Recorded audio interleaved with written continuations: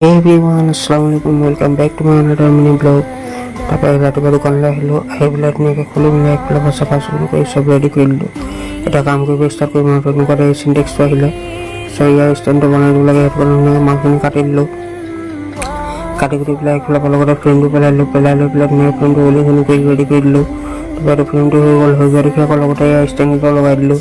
খুঁটাকেইটা লগাই মেলি এইটো একফালৰ পৰা ধুনীয়াকৈ ফাইনেল চাইনেল মাৰি দিলোঁ, লগতে গেনিংটো মাৰি দিলোঁ। তাৰপৰা গেনি মাৰি পেলাই চব আজৰি কৰি ক্লিয়াৰ কৰি দিলোঁ। তাৰপৰা এইটো ফাইনেলি ৰেডি হৈ গ'ল। হৈ যোৱা দেখি আকৌ এইটো ষ্টেণ্ডটো বহাই পেলাই বাহিৰলৈ উলিয়াই দিলোঁ। তাৰপৰা সেইটো হৈ যোৱা দেখি আকৌ সেইদিনাখন ভেণ্টিলেশ্যন ফেন আছিলোঁ, ছটা গ্ৰিলখিনি আছিলে, সেইখিনি গ্ৰিলখিনি লগাই দিলোঁ।